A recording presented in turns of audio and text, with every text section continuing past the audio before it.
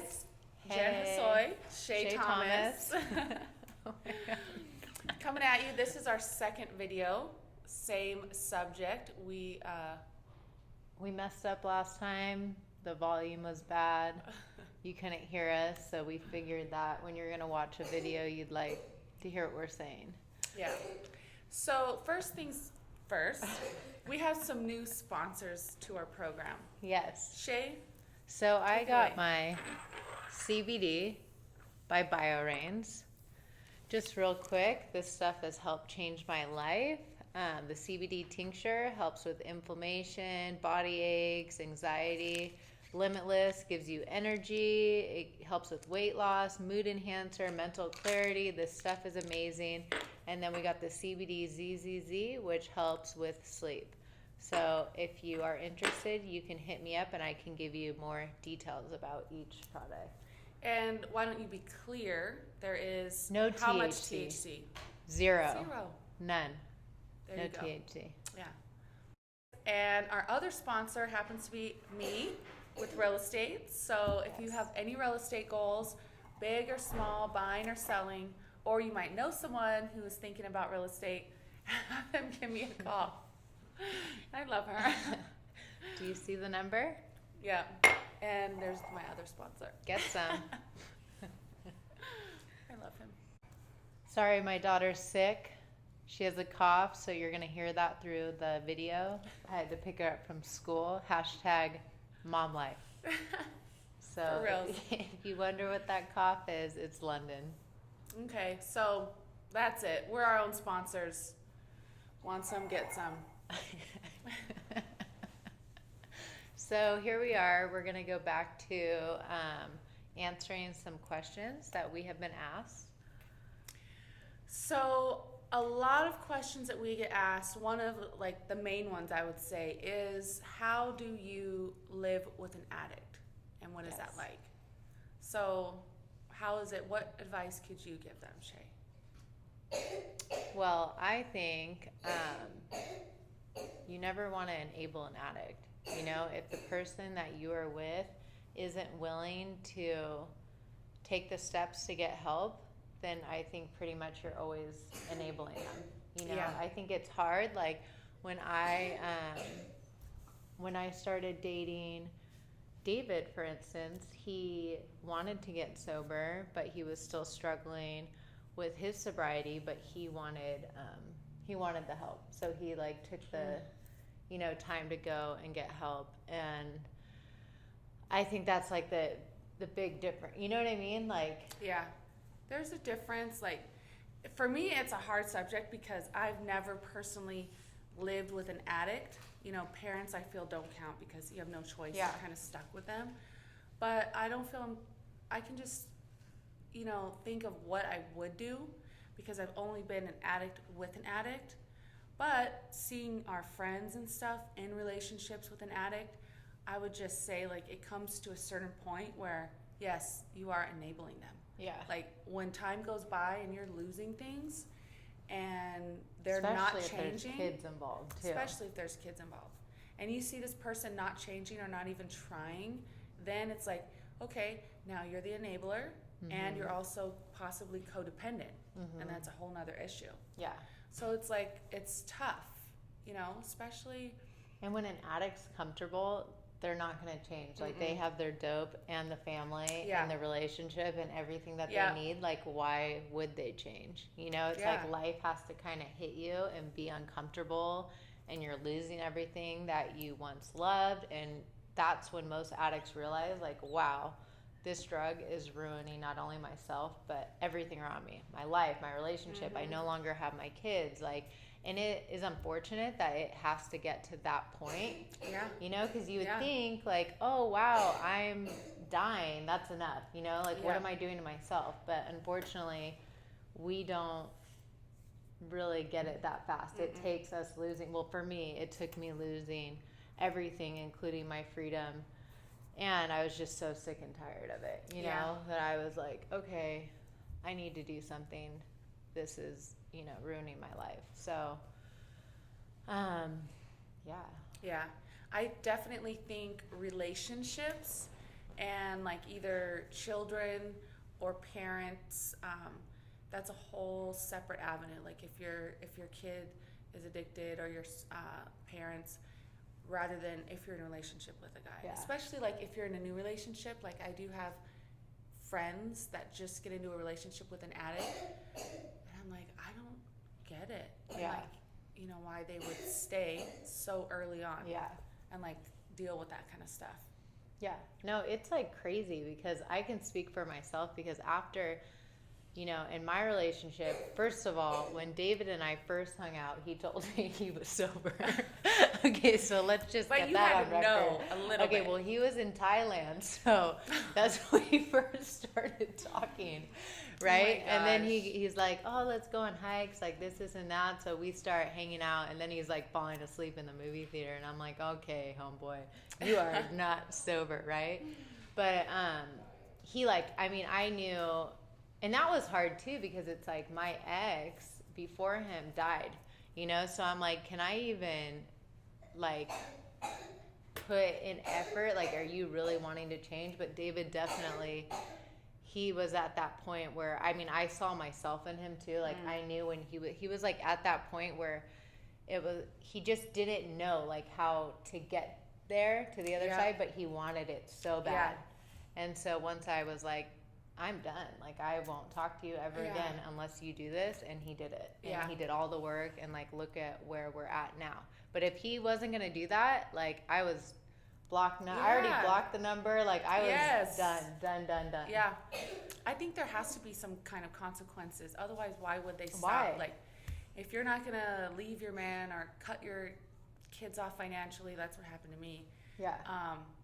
Which wasn't a lot financially. It was just I would call and ask for $20 every couple days. So that, but not getting that $20 every 3 days was a big deal. Yeah. Like when you're younger, but as you get older, then the consequences are worse. So it's not, oh, I won't give you your $40 for a little dime bag, but then it's like, okay, if you don't change, you're not gonna have your kids anymore. Yeah. And so that's a tough one to swallow. But if you really want to change and you love your family, you're going to do those steps. And I feel like eventually everyone kind of gets down that dope road where it's like it's not fun anymore. Yeah. And it's like just you're harming yourself, those around you. And when you look around and you have nothing and nobody, Yeah. that's at rock bottom. Sometimes people don't change, and Yeah. some do. And I think it's hard too. Like, so I have a few sponsees, but one of them, you know, she is really young. And so that was, I already knew that was going to be a struggle, because Yeah. she's, you know, wasn't even 21 yet. So Yeah. it's like, she hasn't even been legally allowed to drink. And you know how that mindset, it's like, well, I Yeah. haven't even been to that point, but yet Mhm. her life is already, everything's been bad, you know, Yeah. because of dope and stuff. And so she went and got treatment. I helped her go to a place out of state, and she was doing so good. And then, you know, she finally got some freedom when she was in an outpatient, still out of the state, but an outpatient. And she saw, you know, this guy high on the bus. And so, you know, she called me, and we talked for about, you know, an hour and a half. And she was just struggling because, you know, your mind a lot of times will go like, oh, just one relapse, like whatever. You go back to the place like when you first got high, like when it was fun, and like you're in the clouds, and like I feel nothing, and like life is just like no consequences because you haven't ruined everything yet, you know, nothing's bad. But that's never how it's going to be, you know. And there are some people like on Instagram that I talk to in my DMs, and they struggle a lot with that. And I'm like, you always have to think like when you relapse, you're going to go right back to where you left off. And then it's just going to get worse. Yeah. Like it might take like 3 days, but it's going to come back fast. You're going to end up in a motel. Your parents like already, or not, you know, just parents, but I mean loved ones, family members already are having a hard time trusting you. You're getting sober. And if you relapse again, it's like, it just gets worse. So that's like where my mind always went in the very beginning, even though I seriously hated drugs because it just ruined everything in my life. But it's like, you have to remember, you're not going to go back to that place when you first started. It's going to be where you left off and just get worse, you know? Yeah. So I think that's like another huge thing that, you know, people, when they're struggling in the moment, and that's another thing too, is like the emotions that you're feeling, they're only temporary. You know, like if you're having a hard time, reach out to someone because you talk it through. Like I struggled with a lot of stuff while in my drug court. Like I had, you know, a probation officer that was on me like a lot, you know, about everything. And even though I didn't always necessarily see her reasons at the time, like there was obviously reasons for it because it got me to where I'm at now. You know what I mean? Like, it's and good. so, but my point is like in that moment, things were really hard and I had to work out like 3 times a day. I mean, during that time, I was going on a hike every single day and to the gym. Yeah. And I had to talk with other sober people about I talked with you, I talked with Dan about like my emotions that were going on because a lot of things in the beginning of your sobriety don't necessarily make sense and your emotions aren't comfortable. And that's why having support is so important. It's important. I feel like, especially, you know, getting out of rehab, like things are like, it's great, everything, life is great. And then, you know, a few months passes by and you're like, life is hard. Like you don't have any security blankets that you've been used to forever. And, you know, addiction can be anything. It's not just drugs and alcohol, y'all. It's food. For some people, it's sex. Like there's a lot of other things. So you can just take away drugs and alcohol, but all those things inside of you, like if you're not working on those, stuff is going to get ugly. For me, it was depression. I sunk into depression because I didn't know how to cope without that stuff. Yeah. And it was like, okay, what do I have to do? My brother was like, you should try working out. It does something to your brain.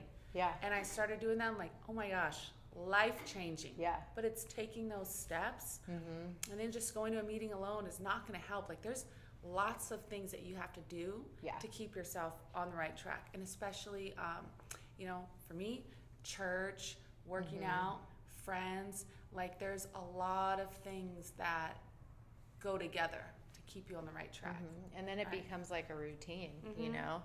And that's like, that was the other thing because people do ask, like, where do I start? Like, how do I get on the path? And obviously it depends with everyone. If you're, you know, doing a large amount of drugs, then you detox. You know? Like you need to go to detox, and we can obviously help get you into facilities. And then, you know, rehab has helped me. I mean, it puts structure, like, and it helps, you know, with you have therapy, you kind of learn that routine. A lot of the places will tell you, you know, they make you exercise, then you do like book studies, and you kind of like understand, you have to retrain the way that you think, you know, not this whole victim. I think that's like such, you know. So another thing, a big like misconception or thing in sobriety or not sobriety is the normie. Yeah. So I have a friend, Marcy. She's a total normie. She's one of those girls, like she can have a drink and not finish the whole thing and leave, which that's weird. You know, half a mimosa. Like, that's it. That's You're gonna crazy. leave it there? But for instance, we were at my birthday last year, and my friend had offered Shay a drink, and she didn't know Shay was in recovery. And she was like, oh my gosh, I offered her a drink, and she said she was sober. I felt so bad. And I'm like, don't worry. Like, number one, she wasn't a mimosa type of girl anyways. Like, it was a little bit harder than that. A little bit. A lot of the times, the normies do feel uncomfortable, and they do not know how to react in front of someone in recovery because they obviously don't know your journey and, you know, where you're at in your recovery process. Yeah. Right? Yeah. So obviously somebody that is just newly getting sober probably shouldn't be hanging out with people who are having bars mimosas and stuff like that. Right? Yeah. So how was that for you? So for me, I mean, my situation was, I think, different than most people that are new in recovery because I really had no desire. I hated what drugs and alcohol did to me, and I think also because my boyfriend just died that I had this like anger, you know what I mean? And I almost used that death as motivation to stay clean and stay clean forever, you know? But I mean, not just that, my daughter, everything else. But like we don't want to say like, oh, you know, when you become newly sober that it's okay to necessarily go hang out with other people that are drinking. I learned myself in drug court, if you have a purpose for going somewhere, like when I was new in recovery, I would go to birthday parties or when I went to certain events or whatever. Like I had a reason, like music, there's music, you know what I mean? Yeah. Like when I would go to people's birthdays, I'm going for the person. Like I always had a reason for where I was going. But it can be different for some people. Like if alcohol is their issue, like I told one of my sponsees that she could not go to bars because that was really hard for her until she was later in her recovery. Now it doesn't affect her because she's done so much work mentally. Yeah. Like, so the way she thinks and registers things that she knows that alcohol is not going to benefit her at all in life. Yeah. So I definitely think that it can take work. But once you're comfortable, and where you are in your life and who you are, seeing someone drink alcohol is not going to affect you. Yeah. It just doesn't. And so most of the time, if you're going to relapse, it's not necessarily going to happen in the bar. Like, if you're on a mission to relapse, it'll be anywhere. Yeah. And you're not going to be going to like a birthday party or a gathering. Yeah. And normally it won't be done like in public. Hey, look at me, I'm relapsing. Woo, cheers. Take a photo. It's going to be done secretly and they're going to get away with it for a little bit. Yeah. And then it comes out. Yeah. So I think that, and the only last thing that I wanted to wrap this up on is just I wanted you to know how serious this is, because there was someone close to me that recently just died. She, I just went to her drug court graduation. She was such an amazing, amazing woman, and she wanted, sobriety so bad, and she worked so hard, and she died 30 days after I saw her at the drug court graduation. And it's just, this disease is so real, and you just really have to work on it because we don't want any of you guys to die. So I think that's just it, that was on my heart, and I just wanted to share that. Yeah. So always, if you are struggling with a thought, with anything, and it just doesn't have to be drugs and alcohol. It could be depression thoughts. Like, reach out to somebody because there's always somebody there in recovery that would love to lift you up. Yeah. Right. Yeah. So anyway, that's it. We hope you guys have an amazing day. Amazing day. And we'll see you next time.